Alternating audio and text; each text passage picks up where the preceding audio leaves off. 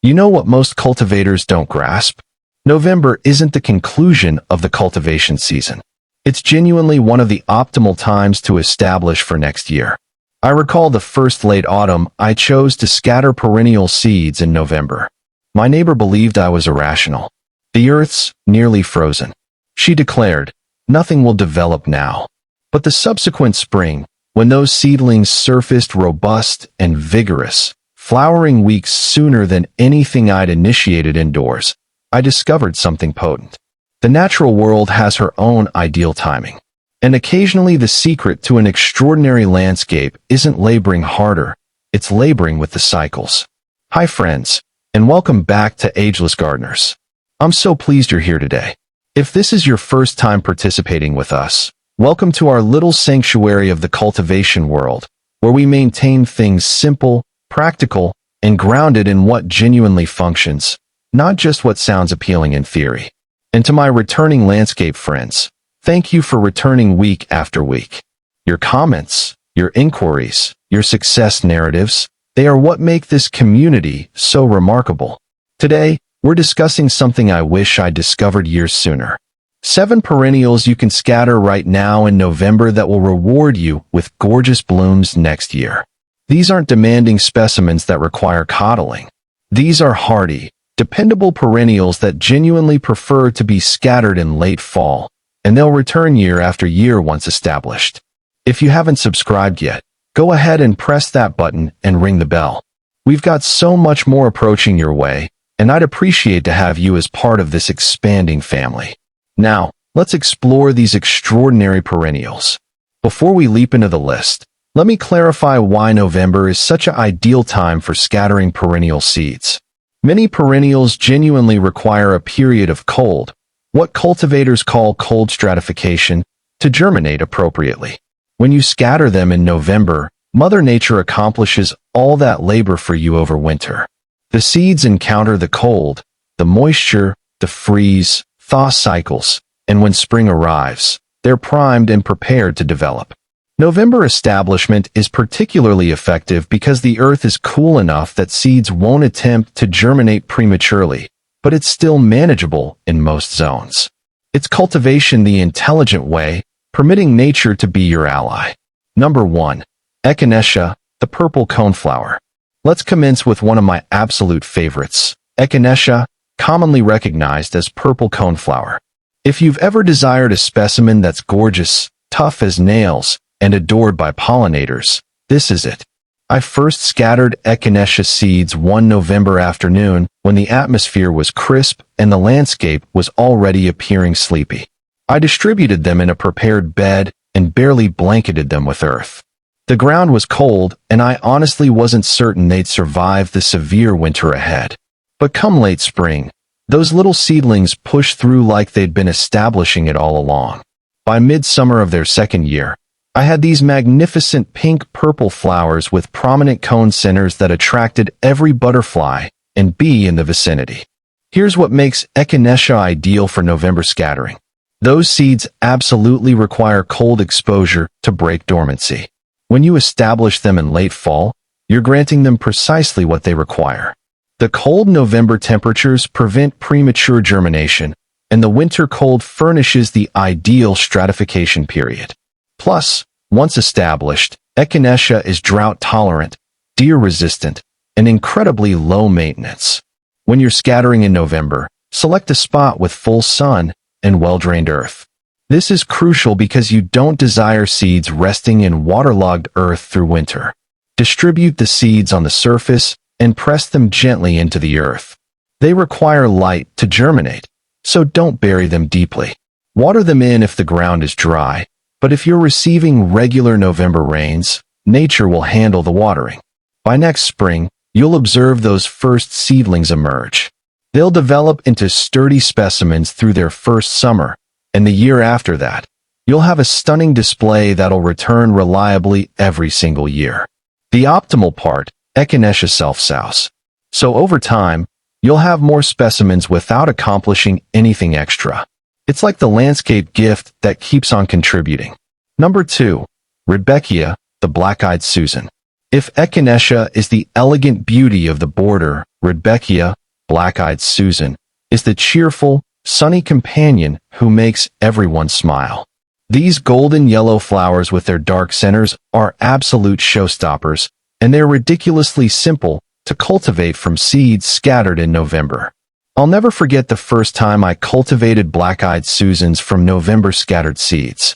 I had this bare patch along my fence that just appeared sad and dormant. It was a gray November day, the kind when you wonder if spring will ever arrive again. I sprinkled Rudbeckia seeds there, barely considering them through the long winter. Then the subsequent June, that entire section exploded with golden blooms that lasted for months.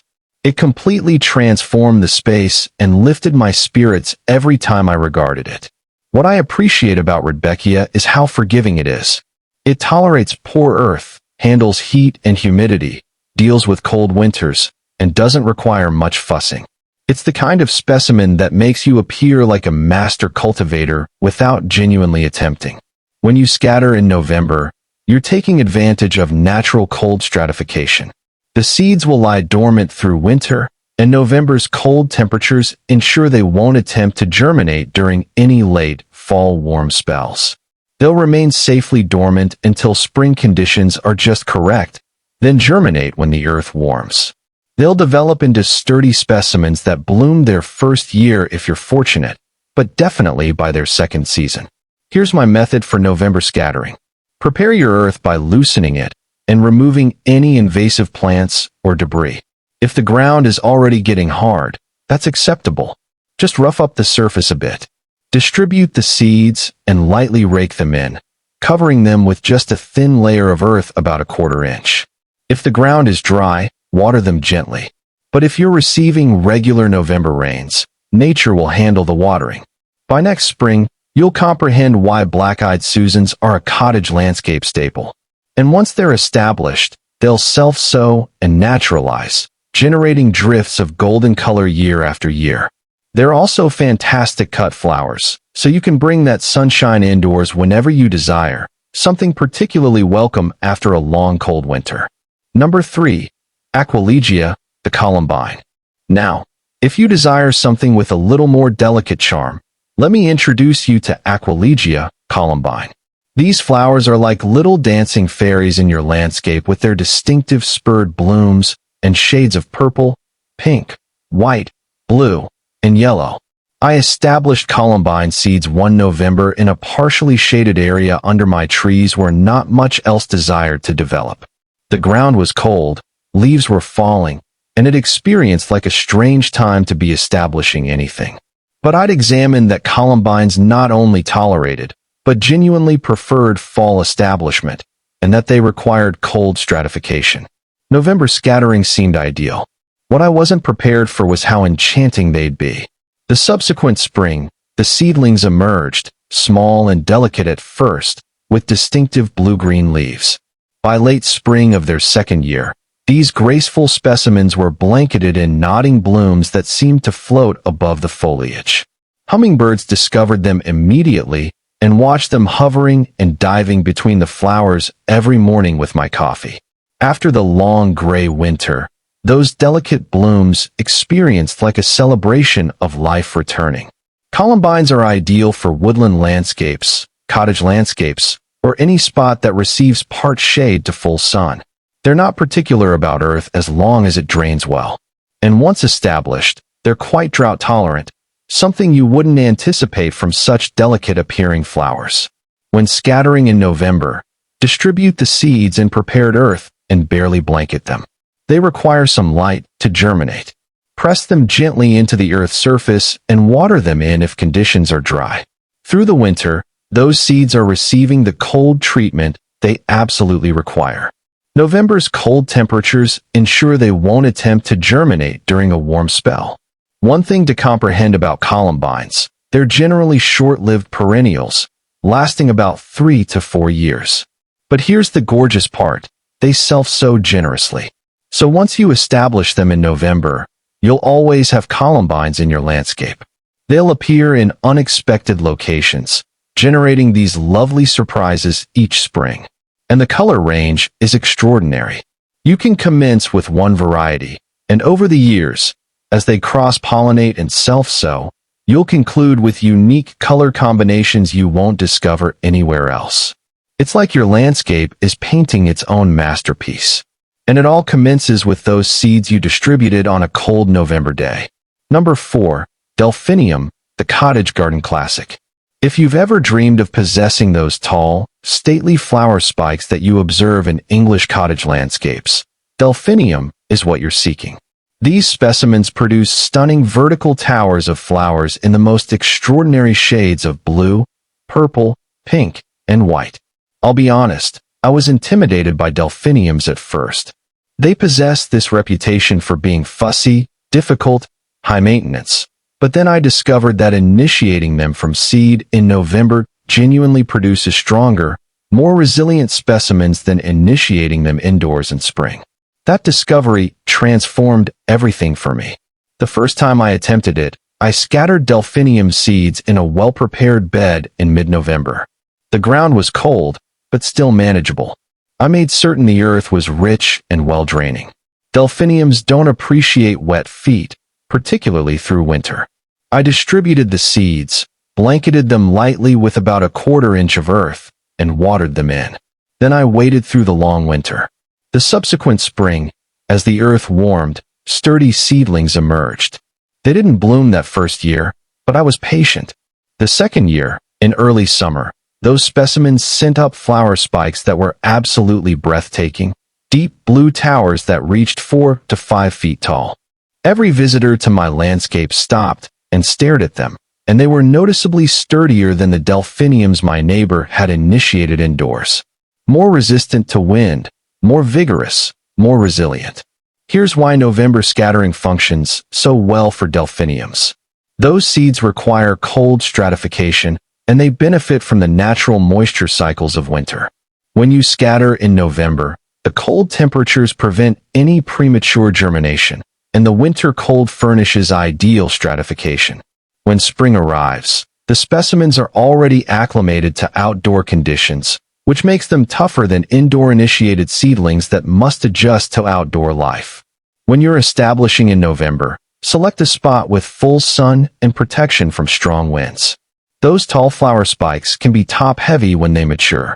Enrich your earth with compost before scattering.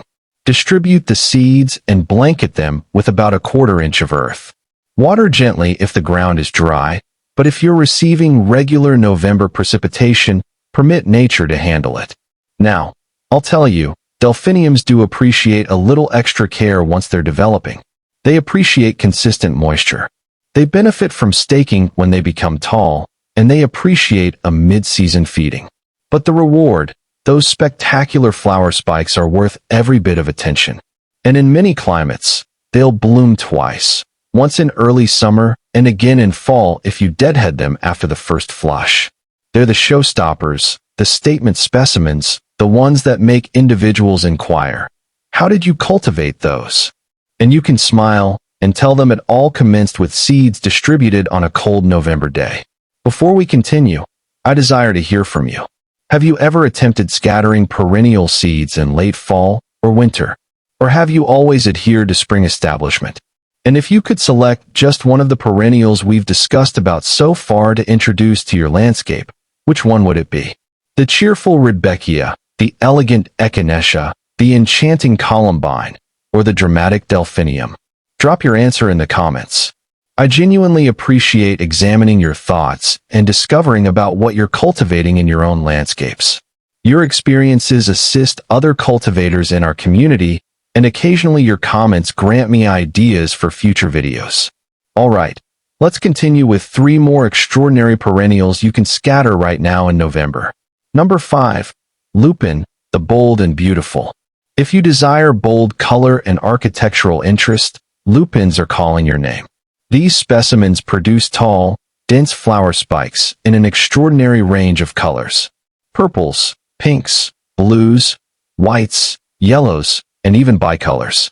They're absolutely stunning and surprisingly simple to cultivate from November scattered seeds. I first cultivated lupines by accident. Actually, I had purchased a wildflower seed mix that included lupine seeds, and I distributed it in November without genuinely comprehending what I was accomplishing. The ground was cold, winter was approaching, and I wasn't anticipating much. The subsequent spring, these distinctive palm-shaped leaves emerged, and I had no idea what they were. Then in late spring of their second year, up came these magnificent flower spikes that took my breath away. After the long cold winter, those bold, colorful spikes experienced like nature's way of celebrating the return of warmth and life.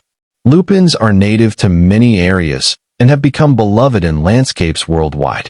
They're particularly famous in locations like New Zealand and the Pacific Northwest, where you observe entire fields of them, generating landscapes that appear almost unreal. Here's what makes lupines ideal for November scattering. The seeds possess a hard coat that benefits tremendously from the freeze-thaw cycles of winter. Some cultivators scarify the seeds before establishing, lightly scratching the seed coat to assist water penetrate. But honestly, if you're establishing in November, nature accomplishes that labor for you. The repeated freezing and thawing through winter naturally breaks down that hard seed coat, permitting moisture to penetrate when spring arrives. Select a sunny spot with well-draining earth. This is particularly significant for November establishment because you don't desire seeds resting in waterlogged earth through winter. Lupines possess deep taproots, so they don't appreciate to be transplanted once established. Direct scattering in fall is genuinely ideal. Establish the seeds about 1/4 to half an inch deep. If the ground is already hard, you can simply press them into the surface and blanket lightly with earth or compost. Water them in if conditions are dry, but if you're receiving regular November precipitation, permit nature to handle it. Now, I'll tell you, lupines do appreciate a little extra care once they're developing. They appreciate consistent moisture. They benefit from staking when they become tall, and they appreciate a mid-season feeding. But the reward, those spectacular flower spikes, are worth every bit of attention. And in many climates, they'll bloom twice, once in early summer and again in fall if you deadhead them after the first flush. They're the showstoppers, the statement specimens, the ones that make individuals inquire, "How did you cultivate those?" And you can smile and tell them it all commenced with seeds distributed on a cold November day. Number 6. Campanula, the bellflower. If you're seeking for something a bit more delicate and charming, Campanula, commonly called bellflower, is a wonderful selection for November scattering. These specimens produce masses of bell-shaped flowers, usually in shades of blue, purple, or white, and they're incredibly versatile in the landscape. I established Campanula seeds one November afternoon in a rock landscape area where I desired something that would soften the edges of the stones. The atmosphere was cold, my hands were chilly, and part of me wondered if I was wasting my time. I selected a low-developing variety called Campanula carpatica. I distributed the seeds between the rocks, pressed them gently into the earth, and hoped for the optimal. The subsequent spring, after what experienced like an endless winter, tiny seedlings emerged. They developed slowly but steadily through that first season. Then the second year, in early summer, those specimens absolutely blanketed themselves in upward-facing blue bells. It was like someone had distributed blue stars across my rock landscape. The transformation from bare rocks to flower-blanketed stones was extraordinary. What I appreciate about Campanulas is their versatility. There are tall varieties that function beautifully in borders, medium-height ones, ideal for cottage landscapes, and low-developing types ideal for rock landscapes, containers, or edging. Most are very hardy and long-lived once established. Ideal specimens for November scattering. November scattering functions wonderfully for Campanula because, like many of our perennials today, the seeds benefit from cold stratification. When you scatter them in late fall, they receive that natural cold treatment through winter, and they germinate more reliably and vigorously come spring. Here's how to accomplish it. Prepare an invasive plant-free area with good drainage. This is crucial for November establishment.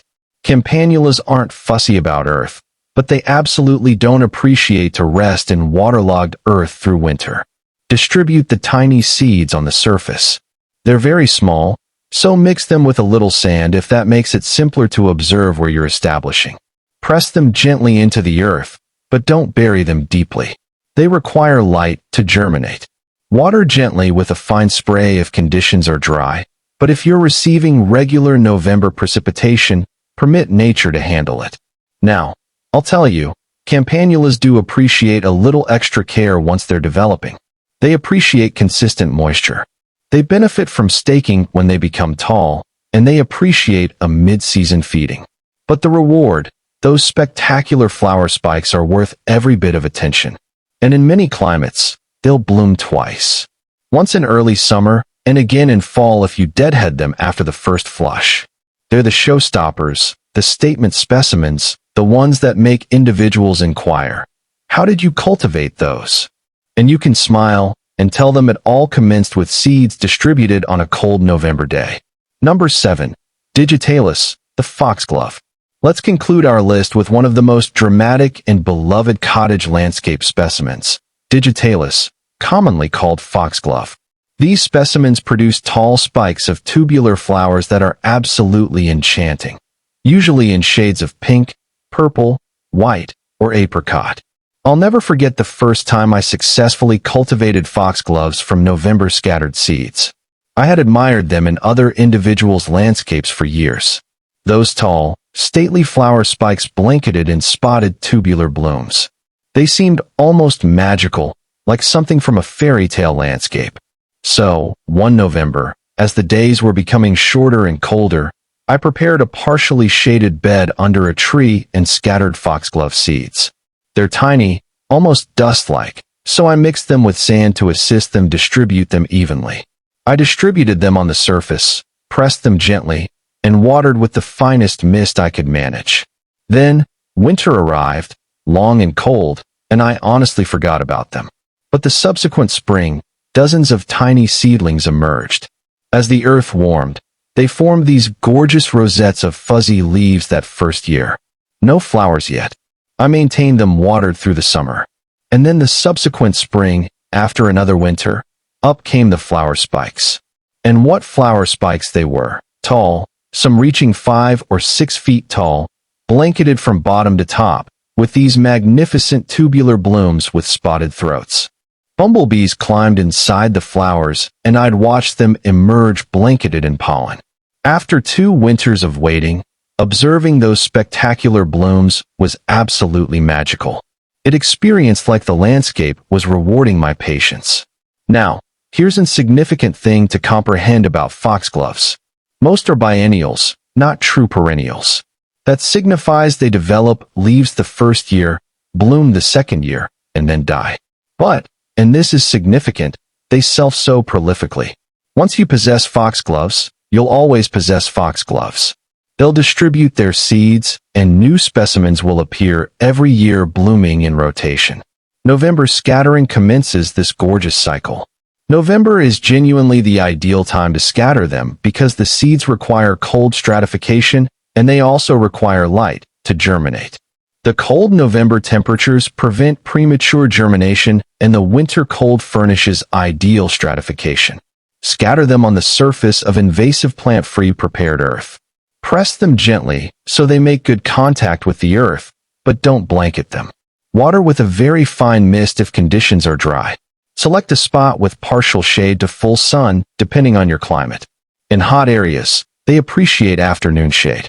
The earth should be rich and moist, but well-draining, particularly significant for November establishment. One crucial note, all parts of foxgloves are toxic if ingested. So, establish them away from areas where children or pets might be tempted to nibble.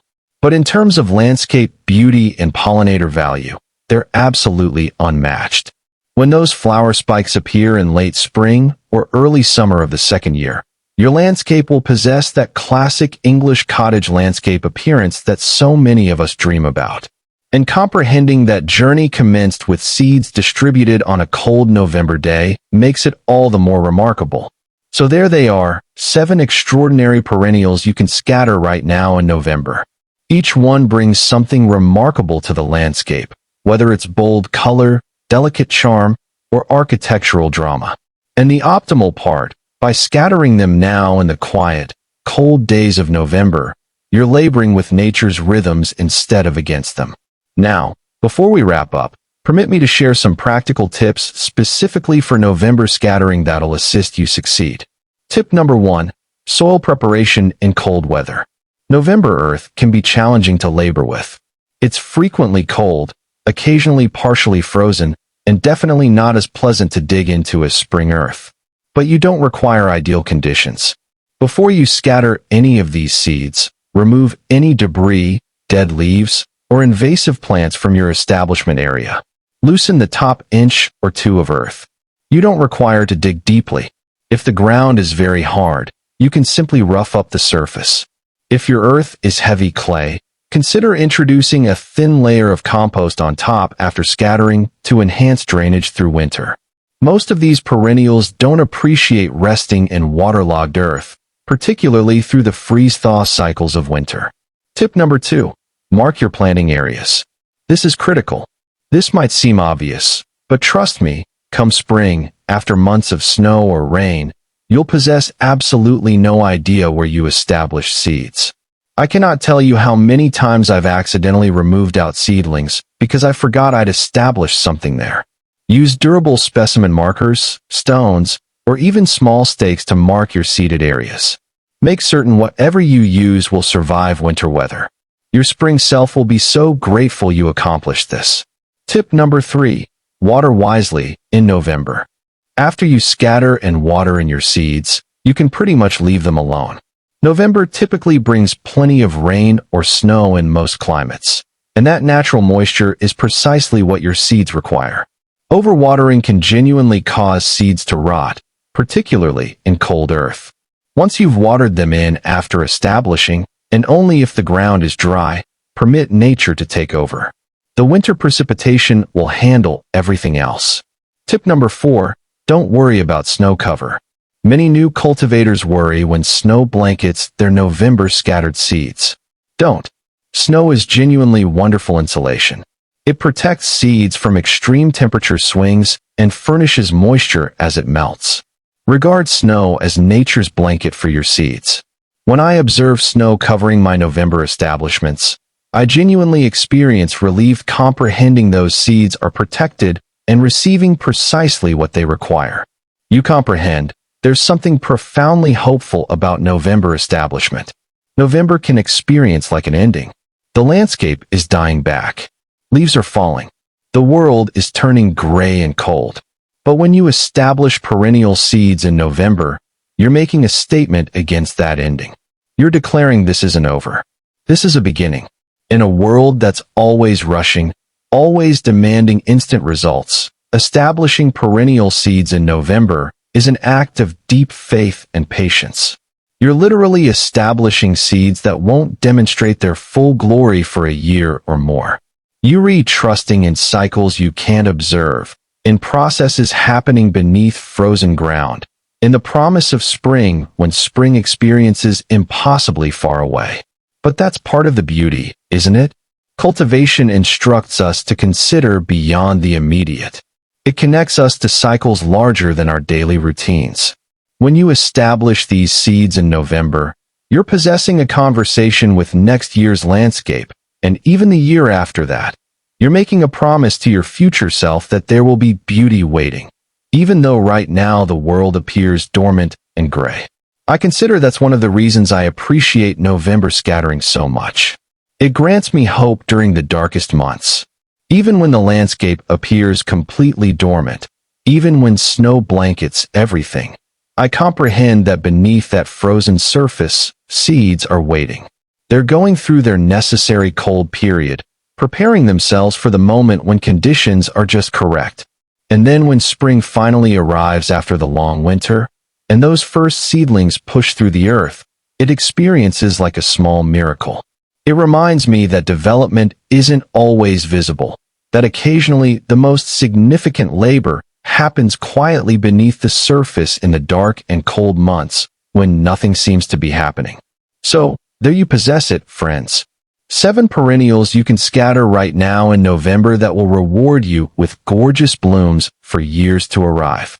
Echinacea with its purple cones and pollinator appeal, Rudbeckia's golden cheerfulness, Aquilegia's delicate fairy-like flowers, Delphinium's dramatic spikes, Lupine's bold architecture, Campanula's charming bells, and Foxglove's cottage landscape magic.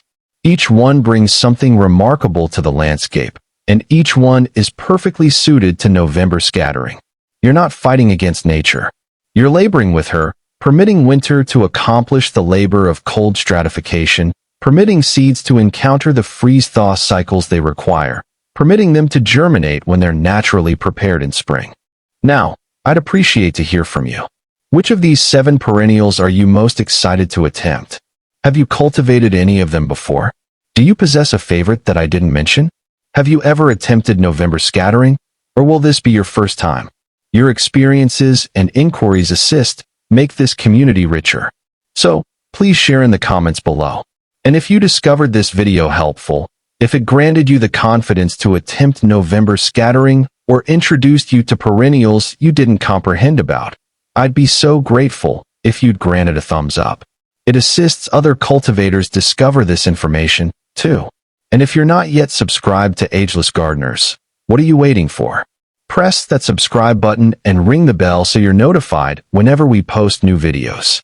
We've got so much more approaching: seasonal establishment guides, problem-solving tips, design ideas, and all the practical advice you require to generate a landscape you'll appreciate. And here's something remarkable.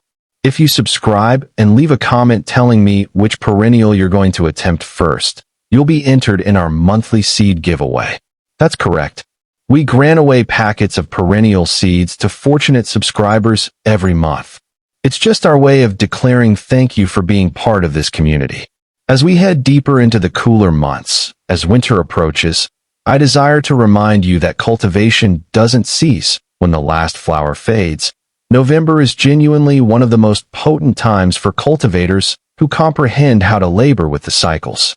While others are putting their landscape completely to bed and calling it quits until spring, you can be out there establishing seeds that will grant you a tremendous head start on next year's beauty. There's something profoundly hopeful about November establishment. It's an act of optimism, of faith in the future, of trust in natural cycles. In a world that always experiences uncertainty, particularly as we head into the darker months, establishing seeds is a way of declaring, I believe in tomorrow. I believe in spring. I believe there will be beauty ahead. And isn't that what cultivation is genuinely about? Yes, we desire gorgeous flowers and productive specimens. But deeper than that, cultivation connects us to something larger, to the rhythms of nature, to the passage of cycles, to the quiet miracle of a tiny seed becoming a magnificent specimen. So go ahead, friends, bundle up, grab some seeds, prepare a little patch of earth, and establish something gorgeous. Your future self, the one who will be wandering the landscape next spring and summer, surrounded by blooms you established this November, will be so grateful you took that cold afternoon to distribute seeds and believe in the future. Thank you for spending this time with me today. Thank you for being part of the Ageless Gardeners family.